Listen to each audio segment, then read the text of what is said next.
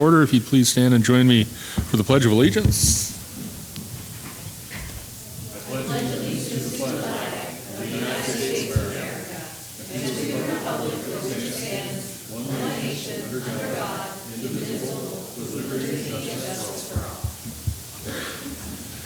And please let the record note that, with the exception of Ms. Cares, Ms. Becerra, and Ms. Merritt, all council members are present. We've got minutes from January 7th. Without objection, they'll be approved. Seeing none, we'll move on to our schedule of committee meetings. Ms. Rabine.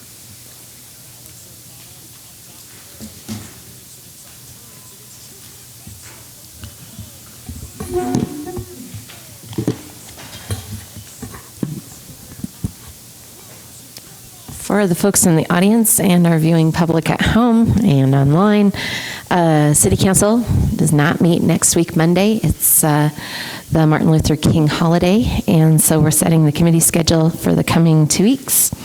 Public Works Committee will meet this coming Wednesday from 9 o'clock in the morning to 9:20. Committee of the Whole will meet also on Wednesday following that from 9:25 to 9:55. Then Land Use and Planning meets from 10 a.m. to 11:30. Little break for lunch. Public Safety and Health will convene at noon and go till 1. And Parks and Conservation will start at 1:05 and go till 2:05. Administration and Finance Committee will round out the day on the 16th from 2:10 in the afternoon to 2:30. Then the following week, we only have 2 committee meetings. Public Works will start the day at 9:15. That's on the 23rd of January. And the meeting will go until 9:55. Land Use and Planning Committee will follow from 10 in the morning until noon. And that is our scheduled committee meetings. And they are all being held right here in the City Council chambers at 140 West Pine Street. Thank you, Ms. Rabine. Any changes to the committee schedule? Ms. Karras? The location of the Public Safety and Health meeting this Wednesday from 12 to 1 is at 301 West Alder, room 201, which makes me wonder about Parks and Conservation and Admin and Finance. I don't know if we can move those back 10 minutes on the fly, or if we just have a 5-minute break to get back to this building. I think we'll just have a 5-minute break to get back to this building, so thank you. And for the record, that will not be on MCAT. I'm sorry? That meeting will not be streamed or be on MCAT. Thank you, Ms. Rabine. And for the record, Ms. Karras is here this evening.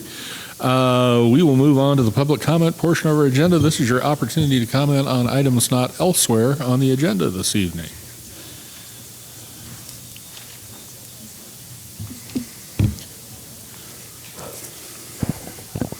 Hey everyone, my name is Gil Wiggin and I'm a resident of the University District. I'm speaking today to encourage the City of Missoula to address shortcomings in the city's 10-year plan to end homelessness. I want to be clear that I think this is an important plan, but I fear that there is a significant amount of oversight that puts the lives of Missoulians experiencing homelessness at risk. Though short-sightedness is a more common critique of city planning, I hope to instead point to a weakness in the city's focus on long-term goals and the collateral damage that comes with these choices. Housing first policies are important and a critical part of any good plan to end homelessness, but I fear that the city's plan to make this a reality does not provide an answer to one of Missoula's most predictable environmental features, the deadly cold. Even if the city is able to accomplish a reliable and effective housing first system, the likelihood that this would be a same-day turnaround process is even less probable than any one of us here tonight surviving outside this evening with little more than a blanket to stay warm. It kills me to watch the City of Missoula repeatedly give capital incentives to major corporations, property investors, and other capital interests while Missoulians are dying on the streets. It's shameful. I know the city can do better, but more importantly, I know that we have to. I am requesting tonight that the city edit the current 10-year plan to include a seasonal warming shelter to be open annually and indefinitely. If the city is going to take ending homelessness seriously, it must be making efforts to stop the risk of death brought on by exposure during Montana's notorious winters. Thank you, Mr. Wiggin. Any other general public comment this evening?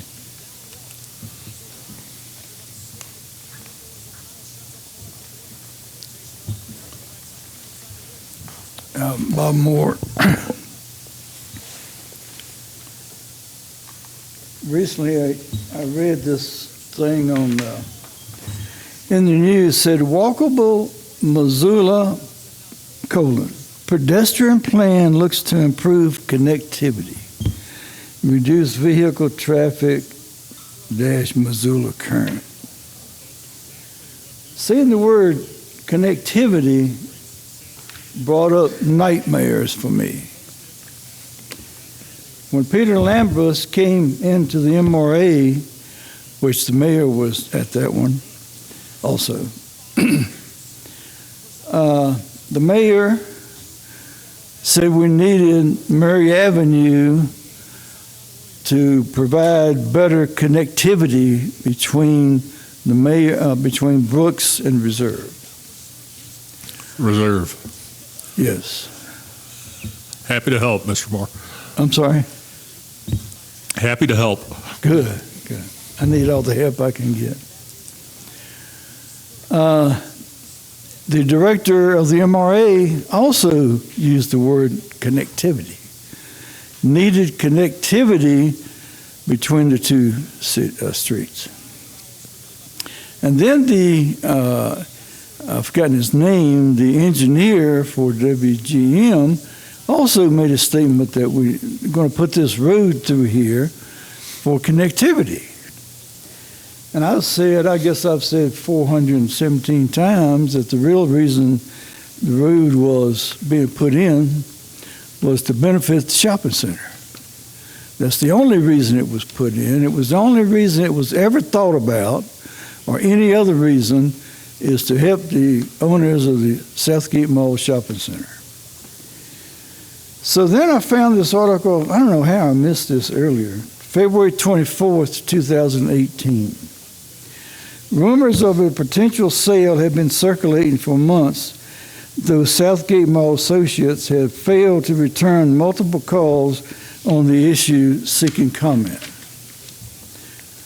It wasn't too many months till we probably found out why they didn't want to discuss it. It was for sale. It was for sale all along.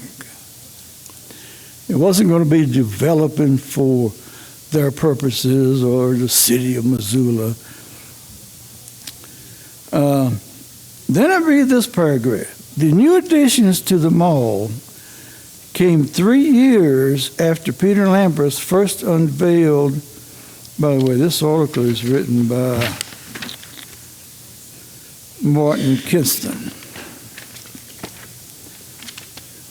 The new additions to the mall came nearly 3 years after Peter Lambros first unveiled the mall's plans for a multi-phase redevelopment project.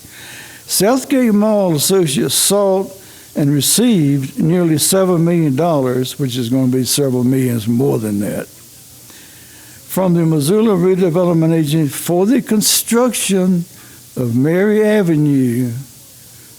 If you don't listen to many things I say, listen to this, please. The construction of Mary Avenue to aid in the property's development.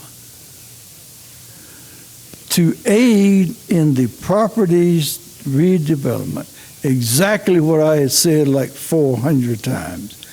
And y'all kept saying, no, we're going to put it in because we could have connectivity between Brooks and Reserve. And that, I gave you a bonus minute tonight, Did Mr. you really? Moore. I did. I'm sitting down. I had one more paragraph, but I'm sitting down. Thank you, sir. Thank you. Any other? That was the other reason. That's just one example of why I keep saying the MRA should be disbanded and all of its funds. I think we're starting to figure that out.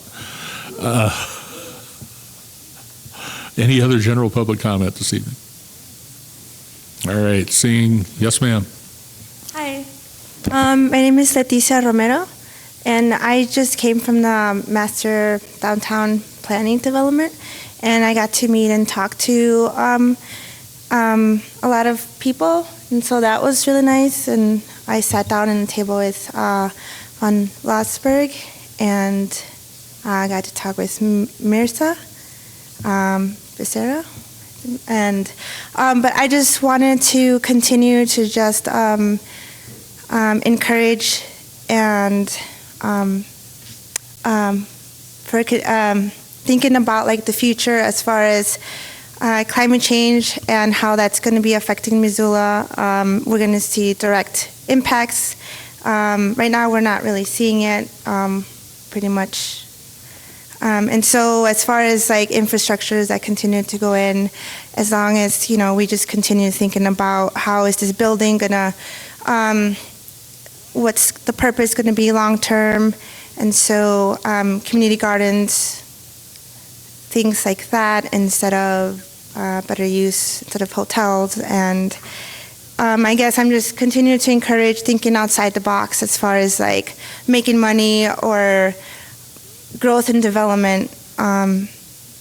Just long term, I'm looking hopefully more for language that incorporates our Mother Earth into the conversation. A lot of the time I don't even hear our planet even as if she doesn't even exist while we're talking about all these things. But I just wanted to share that, and hopefully just keep encouraging to think about long-term climate change. We got 12 years, and how is that going to be affecting Missoula, and how can we move forward as a community and survive or adapt to the stresses that are going to be happening. That's all. Thank you, Ms. Romero. Anyone else this evening? All right, seeing none, we'll move on to our consent agenda. Items here were approved unanimously in City Council standing committees, and we save a little time on Mondays by considering them as a package. Ms. Rabine will read the list of consent agenda items aloud, so those in the audience and those at home will know what we're considering, and we'll take comment before we vote. Ms. Rabine.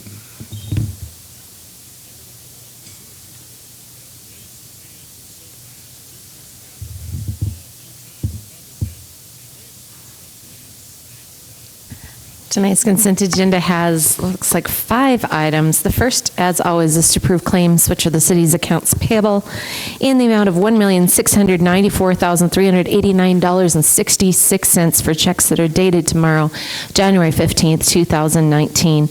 Number 2 is the first reading and preliminary adoption of an ordinance. We're setting a public hearing for February 4th, 2019, and preliminarily adopting an ordinance to rezone lots 17 through 20 in Block 5 of the Southside Edition in Section 20, Township 13 North, Range 19 West. In English, that's located at 1900 to 1906 Strand Avenue and at 1725 Grant Street.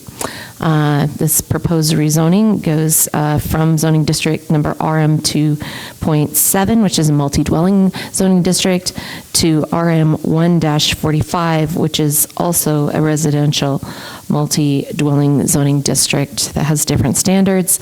And this is all based on the findings of fact that are in the staff report that's attached to tonight's agenda.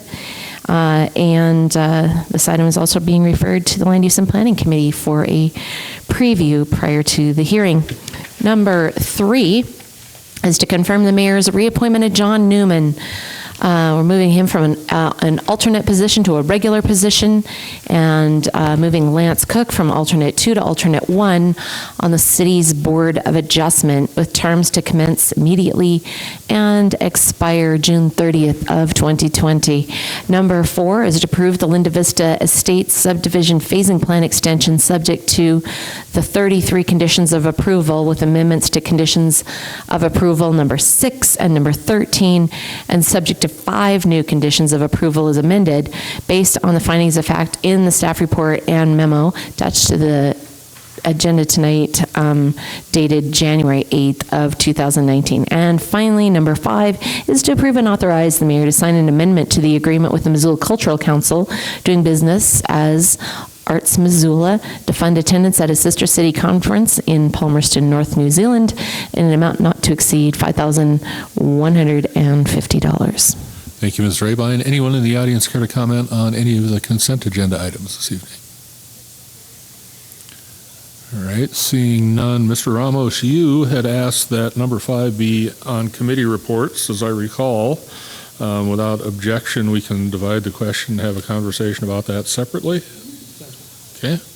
All right, so we'll have any discussion on the consent agenda, items 1 through 4? All right, well, I'm sorry. Thank you very much, Mr. Mayor. So I've thought about this quite a bit, and there are many aspects about this. Number 5, we're talking about the... We're not doing that right now. We're doing items 1 through 4? I'll get it eventually, Mr. Mayor. All right. And we'll have a roll call vote on items 1 through 4. On the consent agenda as amended, items 1 through 4, Anderson. Anderson votes yes. Armstrong votes yes. Cares votes yes. Dabari votes yes. Harp votes yes. Hess votes yes. Jones votes yes. Ramos votes yes. Von Lossberg votes yes. And West votes yes. Would any like to change your vote? That is, 10 ayes and 2 absent. And those items are approved. And discussion on item number 5. Mr. Ramos. Thank you, Mr. Mayor. Dick Haynes' wife, Bunny, actually gave me a copy of Dick's Mason's Guide, and I thought it was just a kind gesture, but I think it was a subtle hint that I need to read up a little bit more on the process. But so I truly do like a lot of aspects about the trip. In fact, the only thing that I don't like about it is the funding mechanism by which we're doing it, and that's taxation. I do think there's a lot of benefits to the community with it, and I do think that this community is very generous and very loving, and I think that if we put up a GoFundMe page or a GoFundMe account, it would easily raise the $5,100. And to me, the reason why I can't support this is that I would personally have a hard time looking some of my constituents in the eye that have come to me with issues regarding taxation and their current tax situation. I know that $5,100 doesn't really make a dent in it, but I just think that it's maybe a little tone deaf on our part if we were to approve something like that, when we have had a lot of folks come to us with genuine concerns and not people that are selfish or greedy, but just people that are struggling right now.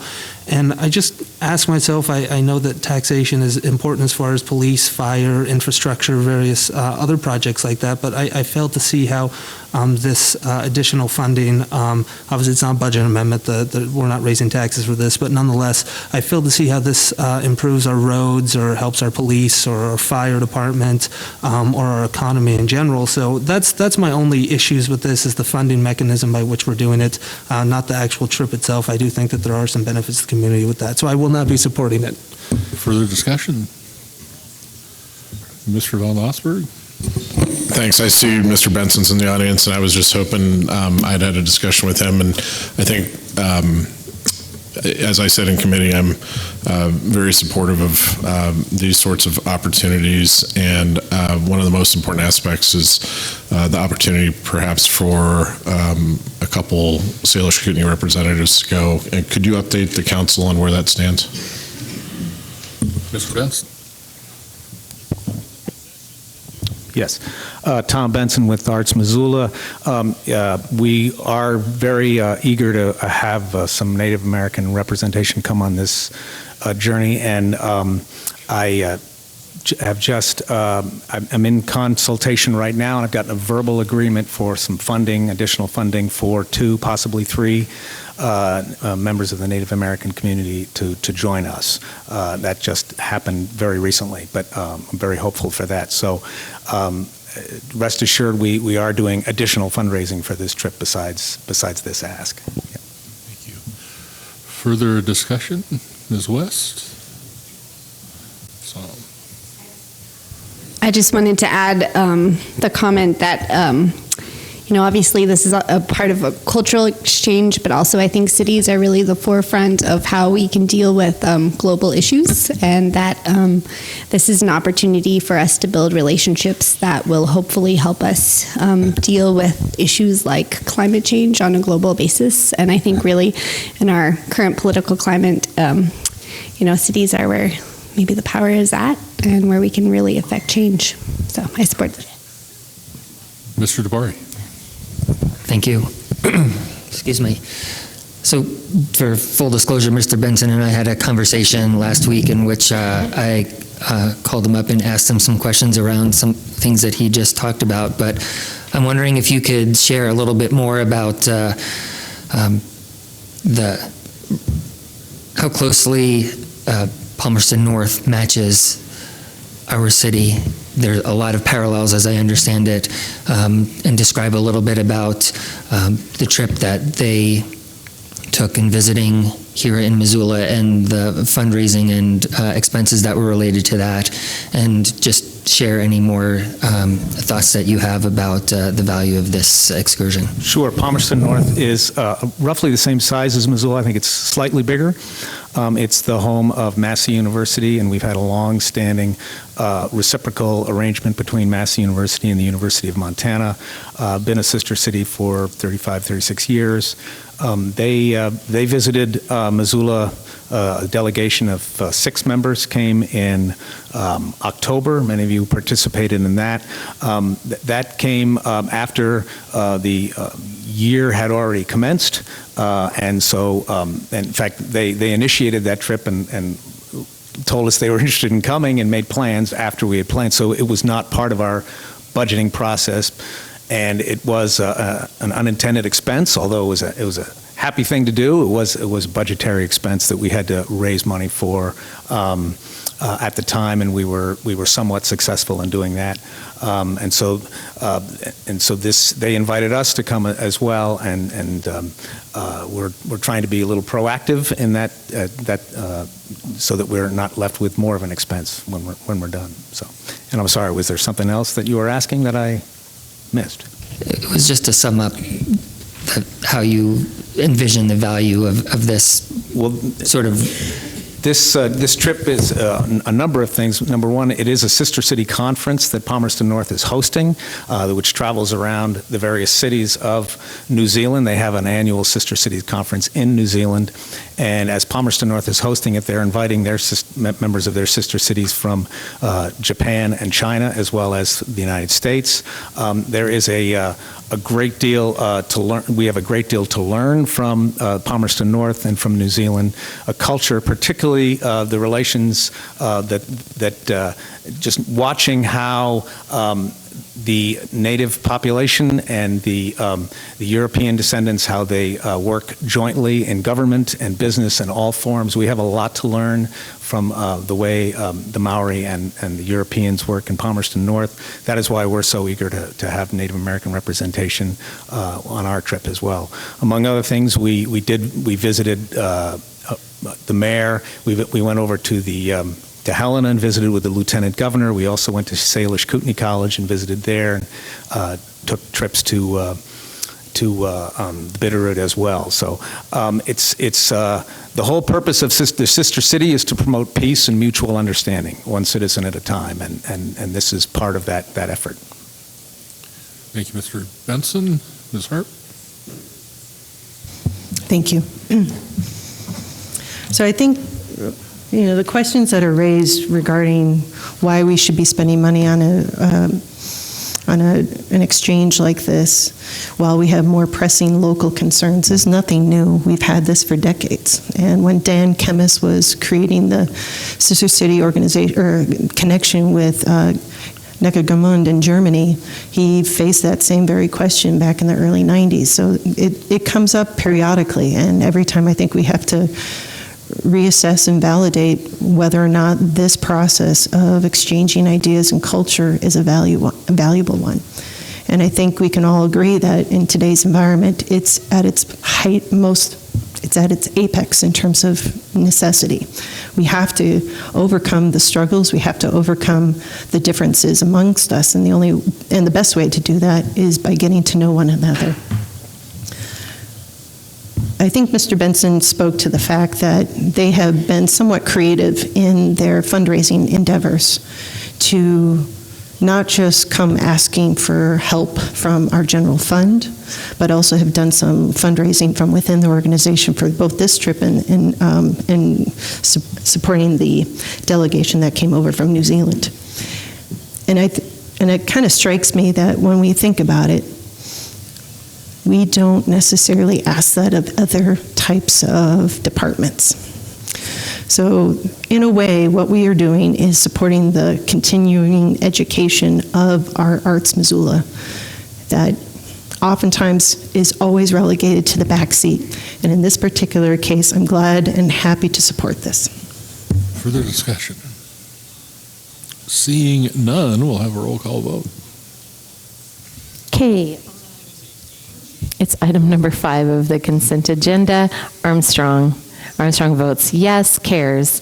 Cares votes yes. Dabari votes yes. Harp votes yes. Hess votes yes. Jones votes yes. Ramos votes no. Von Lossberg votes yes. West votes yes. Anderson votes yes. Would anybody like to change your vote? That's 9 ayes, 1 nay, and 2 absent. And the contract amendment is approved. We'll move on to comments from city staff, agencies, boards, commissions, authorities, and the community forum. We have a Grant Creek Neighborhood Council report this evening from Mr. Lindler.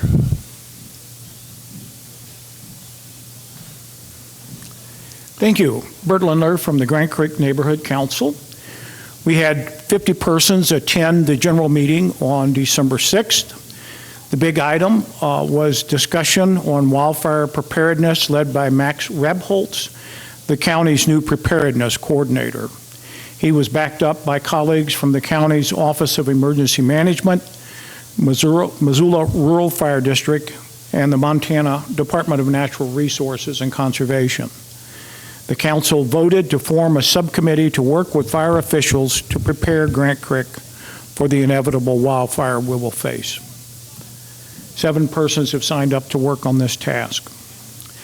Kevin Davis, president of the Grant Creek Trails Association, thanked the City Parks and Recreation Department for its efforts to contract weed spraying along Grant Creek Trail this spring and to contract on-call plowing of the trail this winter. The trail will be plowed at the end of storm cycles, not necessarily every time snow falls. The Trails Association donated $2,000 to fund 6 plowings. Lee Clemenson was reelected to another 2-year term on the leadership team. Thank you. Thank you, Mr. Lindler. We will move on to the public hearing portion of our agenda. State law and our own council rules set guidelines for inviting comment in a formal way on a variety of issues, and following a staff report, council and I will ask for comment from the audience. Council typically votes on the same evening as a public hearing unless one council member elects to return that item to committee for further consideration. And our lone hearing this evening is on a conditional use request at 1200 Shakespeare Street, Suite 1. And Mr. Bowen has our staff report this evening.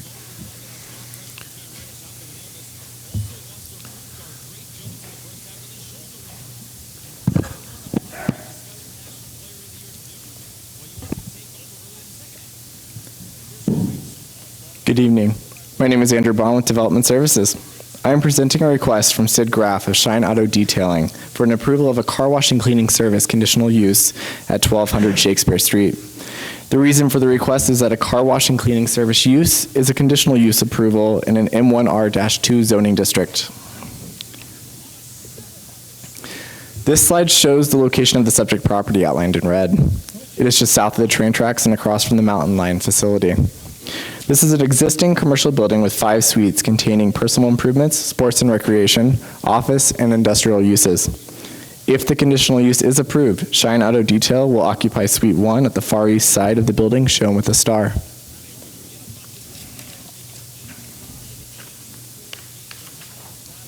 The zoning of the subject property and much of the surrounding area is M1R-2 light industrial, limited industrial residential. A car wash and cleaning service requires a conditional use approval in an M1R-2 zoning district. The growth policy recommends a land use designation of neighborhood mixed use for the area shown in orange. Areas designated neighborhood mixed use by the growth policy are suitable for a mix of neighborhoods serving commercial uses and a medium-high residential density.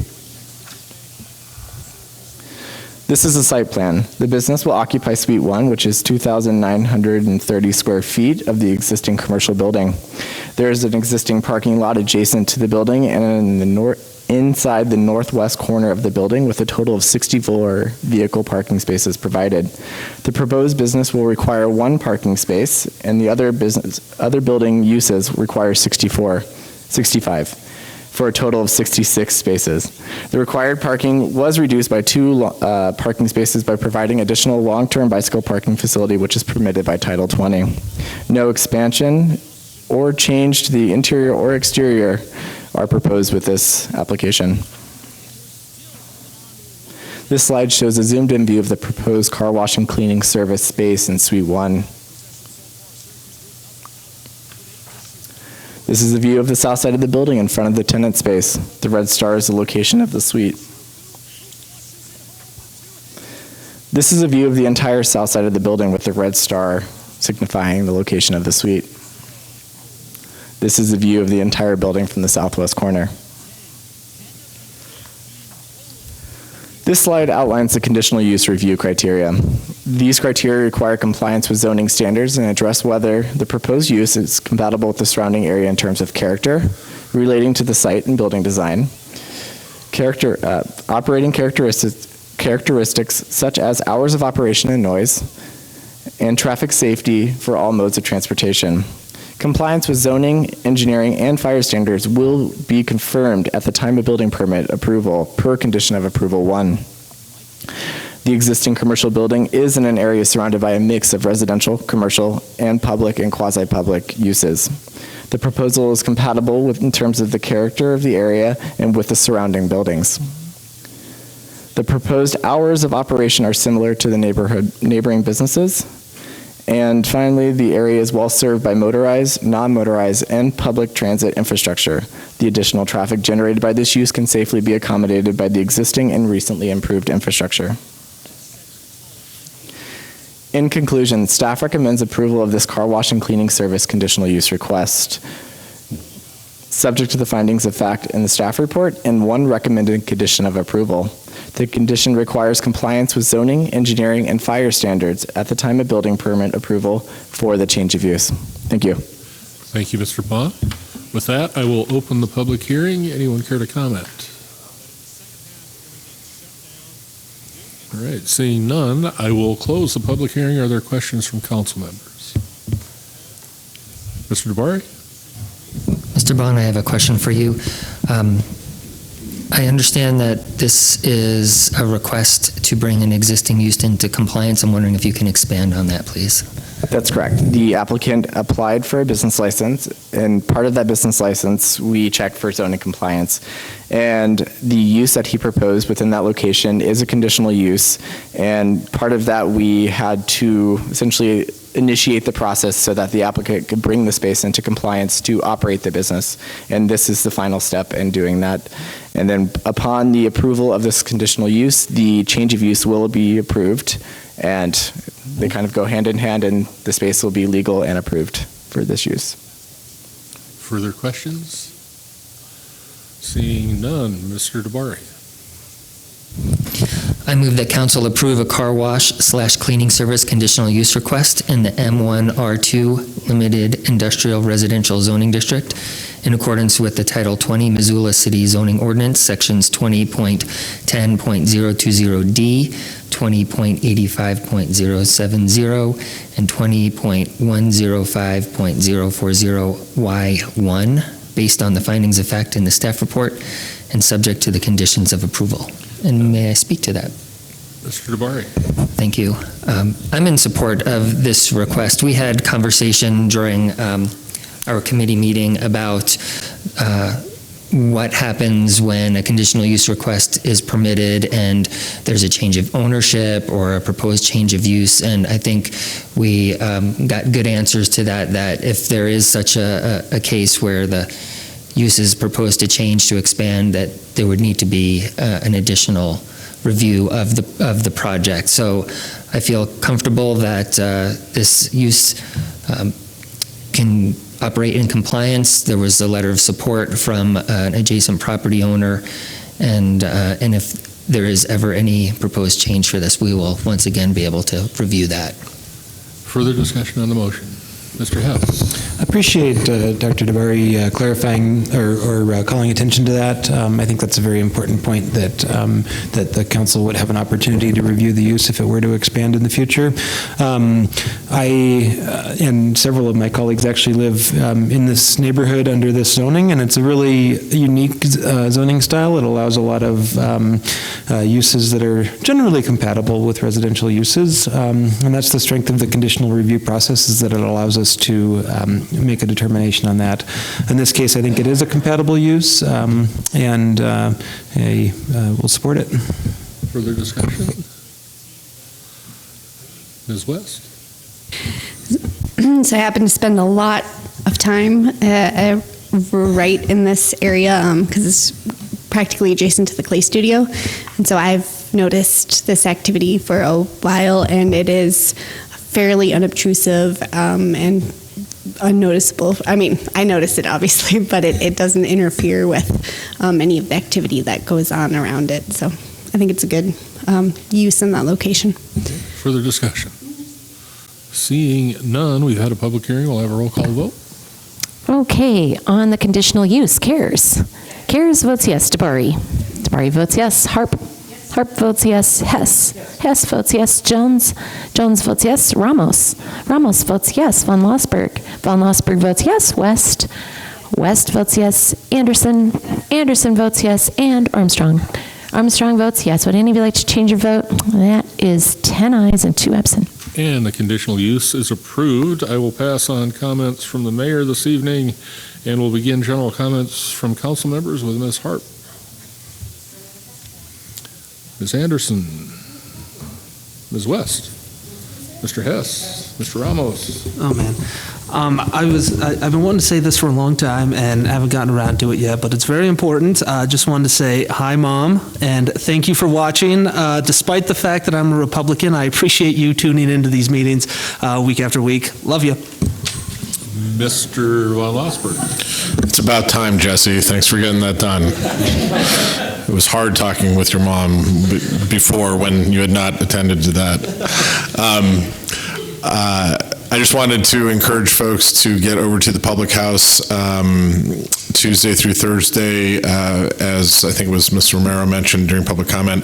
The team of folks that were selected to do the update to the downtown master plan are in town. There was a session from 5 to 7 this evening. There's another one going on right now over at the Doubletree. And then this particular team is really known for their sort of open design studio approach. And part of that is that, I don't remember the exact hours, but it's pretty much from the time the Public House is open until they close tomorrow through Thursday. You can just drop in at any point and sketch and talk and get your thoughts out there, and it's really important to do. And then there's a wrap-up Friday, I think it is from 4 to 6 at the Wilma, where that team will basically sort of present and reflect on what they heard the community say. So there's opportunities to provide input in person and then also online, and it's really important people participate. Thanks. Ms. Carey. I had two things. I was glad Mr. Gruff stayed behind. When I was a little intern at Missoula Children's Theater, I first met Sid, and as you maybe can imagine, that wasn't that long ago. And I have just appreciated your contributions to our community. This wasn't appropriate to say in your conditional use application, but I'm glad that went through, and thanks for everything that you and your partner do for our community. And then the other thing I wanted to say is that last week there was a Franklin to the Fort neighborhood council meeting. And like many neighborhood council meetings, folks got 3 dots and put their dots on things that they care about. And the top 2 things are interesting in their relatedness: housing affordability and infill, which you can imagine there's a funny tension indicated by housing affordability and housing infill populating the top 2 neighborhood priority spots. And I think that in Ward 6, which is one of the most densely zoned neighborhoods, that's a tension that we see a lot and hear a lot about from our constituents. And